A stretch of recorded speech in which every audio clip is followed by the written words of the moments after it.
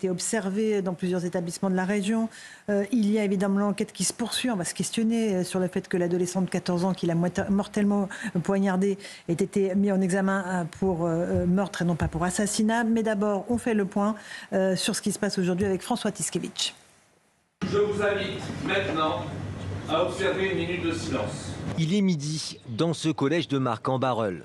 Comme dans tous les établissements scolaires du pays, une minute de silence est observée en mémoire de Mélanie. Quelques heures plus tôt à Nogent, le collège Françoise Dolto rouvre ses portes aux élèves, escortés par des gendarmes et la protection civile. Un retour forcément chargé en émotions pour les collégiens et leurs parents. Ça va me faire bizarre de plus voir Mélanie, les récréations. J'ai peur que ça recommence. Mais sinon, je sais qu'il y a les surveillants qui sont là. Il y a le personnel du collège, donc on est quand même un peu en sécurité malgré ce qui s'est passé mardi. Elle a été choquée, oui, bien sûr, comme beaucoup d'élèves. Hein. C'est pas quelque chose qui se passe très souvent, c'est pas quelque chose qu'on a envie de voir non plus. Puis ici, on est en Haute-Marne, c'est pas le genre de choses qui se passent non plus. Donc... Au sein de l'établissement, une cellule psychologique est activée au moins jusqu'à la fin de la semaine. Et l'emploi du temps des élèves est adapté aux circonstances, comme nous l'explique cette collégienne. On a fait des mots, des choses pour Mélanie, pour la famille Mélanie. C'était plus un poème, expliquer que c'était une jeune femme extraordinaire. Elle rigolait, elle était souriante, elle aidait tout le monde. Une marche blanche est organisée par les proches de Mélanie ce vendredi à 18h, au départ du collège de Nogent. Là, pour 6 minutes de silence, Gauthier Lodbrec, vous nous avez rejoint. Il y a aussi cette interrogation sur le fait que le jeune de 14 ans qui a été présenté à un juge a été mis en examen pour meurtre et non pas pour assassinat. C'est-à-dire que l'assassinat implique une préméditation, ce que visiblement, pour l'instant, le parquet n'a pas retenu. Alors que le procureur nous disait hier, et c'est pourquoi l'interrogation est là ce soir, qu'il avait l'intention de tuer une surveillante. Ça a été Mélanie, exactement, puisqu'il a été réprimandé par une autre surveillante, collègue de Mélanie, quand il embrassait sa copine au sein de l'établissement scolaire. Donc il avait l'intention de le faire, mais on nous dit, pour le moment, c'est un meurtre et non un assassinat. Moi, je pense aussi aux politiques, à leur incapacité de répondre à ce qui s'est passé, parce que parfois, on voit où il y a eu dysfonctionnement et on voit comment on aurait pu éviter le drame. Là, c'est beaucoup plus compliqué. Donc, on a des mesures, 3 mesures proposées par à la fois le Premier ministre et le Président de la République qui ne servent strictement à rien. Interdiction de la vente des couteaux aux mineurs. La belle affaire, il a pris un couteau dans la cuisine de ses parents. Il y a des couteaux plein les cuisines. Les portiques de sécurité. On avait des gendarmes qui étaient présents là et qui n'ont pas pu éviter le meurtre de Mélanie. Donc des portiques de sécurité ne pourraient pas éviter évidemment un drame. Et puis enfin les réseaux sociaux. Le président de la République veut les interdire à l'échelle européenne au moins de 15 ans. Le procureur de la République nous a dit hier qu'il n'était absolument pas addict aux réseaux sociaux. Donc on voit bien la difficulté à répondre à ce type de drame et encore une fois la déconnexion de ceux qui nous gouvernent, qui proposent des choses qui ne servent strictement à rien.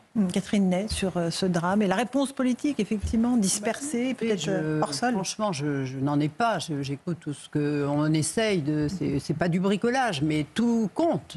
Mais moi, ce que je trouve intéressant, c'est que c'est le lycée Françoise Dolto. Or, Françoise Dolto, qui est une très grande pédopsychiatre, surtout dans les années 68, et qui avait dit « le bébé est une personne ».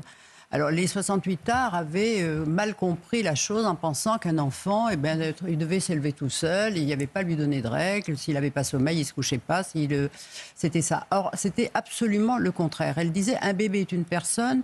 Parce qu'il ne suffit pas d'aller faire des tests chez le pédiatre pour voir s'il pousse bien, mais il faut penser à l'humaniser en lui parlant très tôt. Et qu'un enfant ne peut se développer que s'il y a une autorité parentale avec des parents qui, par leur dialogue, disent à l'enfant où est le bien, où est le mal, lui donnent les mots pour s'exprimer lorsqu'il est en colère, pour lui demander ce qu'il ne va pas, et pour éviter que plus tard, au lieu d'avoir des gestes de violence, parce qu'il ne sait pas les dire, eh bien, ça évite la violence. Alors, je ne dis pas que ça joue dans tous les cas, mais c'est vrai qu'aujourd'hui, y compris dans les familles où on s'entend bien, on parle de moins en moins. D'abord parce que les enfants ne le demandent pas, que les parents rentrent, sont fatigués, on les laisse devant la télévision, des jeux vidéo. Écrans, voilà. Et c'est quand même toute une formation qui fait que... Alors, je vous donne une dernière définition de Françoise Dolto qui disait que chez l'adolescente, c'est le syndrome du homard. Et grâce à elle, j'ai appris qu'un homard, c'est pas un homard qui grandit et la carapace qui s'étend, c'est comme les cerfs qui perdent leur bois. Il y a un moment où la carapace saute et ils sont très fragiles pendant le temps que cette carapace se reconstitue. Eh bien, la mue, c'est l'adolescence, c'est pareil, et c'est le moment où les variations hormonales font qu'il y a des faiblesses, des fragilités et que tout peut arriver. Des passages à l'acte. Oui, Eric Nolot. J'écoutais ce que disait Gauthier sur l'inutilité de ce qui est proposé et en effet, ils ne répondent pas à la vraie question. La vraie question, c'est comment on en arrive à des gamins de 14 ans sans aucune empathie, parce que c'est ça qui ressort. C'est ça qui était terrible. C'est comment on traite cette empathie et surtout d'où elle vient. Parce qu'on a l'impression que, oui, il y a beaucoup d'émotions. On entendait des gamins qui, eux, sont dans l'émotion. Et de l'autre côté, on a l'impression qu'il y a toute une partie de la jeunesse qui est en train de virer dans quelque chose de l'ordre de la décivilisation. Comment on traite ça? Ça, c'est vertigineux parce que ce n'est pas des mesurettes telles que celles qu'a réfutées Gauthier qui pourront vraiment... Si François Pupponi, comment on en est arrivé là? La réponse, c'est la faillite du système depuis 40 ans. Voilà. Et de leur propre système. Donc, ils ne veulent pas la poser, la question, parce que la réponse... Mais ce qui est terrible, c'est qu'ils n'essayent même pas de comprendre. Non. Parce que pour essayer de juguler un phénomène, il faut essayer de le comprendre. Pourquoi on en est là, comment... Et non, on va essayer de trouver des solutions rapides, on va voter une loi, on va empêcher les couteaux. On sait que ça ne réglera rien du tout. La vraie question, il faudra qu'on se la pose un jour. Comment on en est arrivé là? On le sait à peu près, mais enfin, il y a des travaux qui ont été faits. Et comment on inverse? On a mis 40 ans à tout détruire. Et je pense qu'on mettra 40 ans à tout reconstruire. Écoutons juste Marie-Estelle Dupont, psychologue. Elle était ce matin chez Pascal Pro. Elle décrit une société malade qui produit des enfants malades. Écoutez-la. Vous savez que les enfants dans une famille dysfonctionnelle, souvent, c'est eux qui portent le symptôme. C'est-à-dire la famille va bien dans son délire et c'est l'enfant qui voudrait être sain qui développe un symptôme. Et je crois que notre société est comme une famille malade dont certains jeunes manifestent la symptomatologie. Alors, il y a eu évidemment le Covid, où on les a privés de tout ce dont ils avaient besoin pour devenir des adultes équilibrés au nom de ne pas tuer les personnes âgées, etc. Mais je crois aussi qu'il y avait eu un autre pas de franchi précédemment entre 2000 et 2010, où on ne s'est pas rendu compte, avec l'arrivée des technologies et de l'optimisme technologique, de ce qu'on était en train de mettre dans les mains de nos enfants. D'abord, vous validez, c'est pas votre thèse absolument? Je veux dire, le Covid a fait beaucoup de dégâts, mais de là à rendre fou une génération entière de gamins, ça me semble un peu excessif, tout comme les jeux vidéo. Je ne suis pas convaincue. Moi, ce qui me frappe, c'est que je trouve que dans ces affaires de violence juvénile, encore une fois, on a l'indignation à géométrie variable. C'est-à-dire que subitement, après la victoire du PSG, on a fait comme si de rien n'était, alors qu'il y a eu des violences terribles.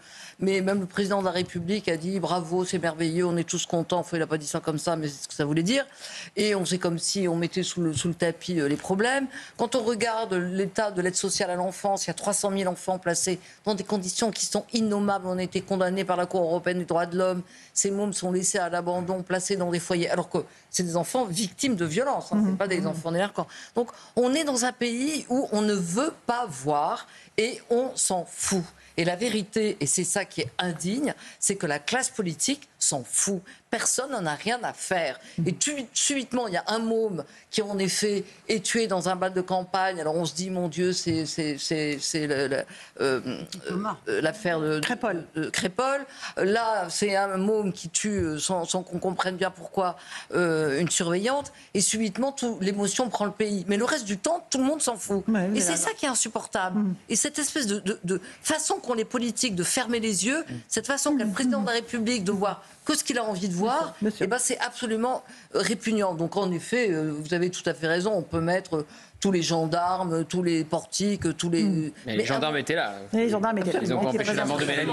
Ça ne sert strictement à rien tant qu'on n'aura pas pris conscience du fait qu'il faut prendre en charge ses enfants. Et il faut prendre en charge ses enfants avec les familles, avec les enseignants, et pas à chaque fois se dire c'est une priorité nationale. Demain, on va faire un grand plan sur, en effet, la santé mentale, la santé mentale, et je ne sais quoi. Mais et ça ne débouche sur rien. Et on va encore faire des études et des comités ad hoc et des commissions parlementaires, alors qu'on connaît les solutions. On les connaît. Il faut prendre en charge ces enfants dès la maternelle, leur redonner des valeurs, leur redonner le sens de l'empathie, leur redonner quelques cours de base qu'on appelle, je sais pas moi, morale, instruction civique, ce qu'on veut, leur apprendre des choses. C'est ça qu'il faut refaire. Bien sûr. Louis Dragnel, rapidement. Françoise Laborde a évidemment raison. En fait, il est si compliqué, si difficile d'éduquer des enfants que forcément les réponses simples ne peuvent pas correspondre. Je rejoins ce que disait Gauthier Lebret. Non, mais mettons des portiques de sécurité partout, même des policiers devant chaque école et interdisons les portables. Le problème demeurera et ça, tous les spécialistes de l'enfance le savent parfaitement. Ce qu'on voit bien aussi, c'est qu'il y a aussi toute une génération de parents qui ont transféré. Qui ont démissionné, non mais qui ont transféré parce que un système leur a fait croire que l'éducation nationale pouvait élever leurs enfants. Et en réalité, ce sont les parents qui élèvent leurs enfants. Et moi, je pense qu'il y a aussi beaucoup des choses toutes simples, hein, mais les parents passent quand même objectivement assez peu de temps avec leurs enfants. Souvent, les enfants, on essaie de les occuper différemment. Et donc, forcément, vous n'avez pas ce lien avec votre enfant. Vous ne pouvez pas lui transmettre l'autorité. C'est des enfants qui ont besoin d'un idéal. Et toutes ces choses-là, en fait, ont complètement disparu. On leur donne des téléphones justement pour les occuper et qu'ils fassent autre chose. Et on s'éloigne complètement de l'essentiel. Et je pense que les parents aussi doivent redevenir propriétaires de leur mission première, qui est de faire grandir leurs enfants. Oui, et puis il n'y a plus les cadres, j'allais dire, qui sont un peu rétro, les scouts, le patronage, les jeunesses communistes. Ça existe encore. Non, mais il y en a moins. Mais ça se reconstitue. Bah tant mieux. Dans certains quartiers, c'est les frères musulmans qui le font. C'est moins bien. Dans d'autres, oui, d'accord, mais malheureusement, la nature ayant horreur du vide, il y a des populations qui confient à ces réseaux-là en disant, puisqu'on ne s'occupe pas de nous, allez-y, on vous les donne. On avance un tout petit peu parce que les politiques se sont beaucoup exprimés cette semaine. On les a beaucoup entendus tous sur ce sujet de la mort de cette surveillante.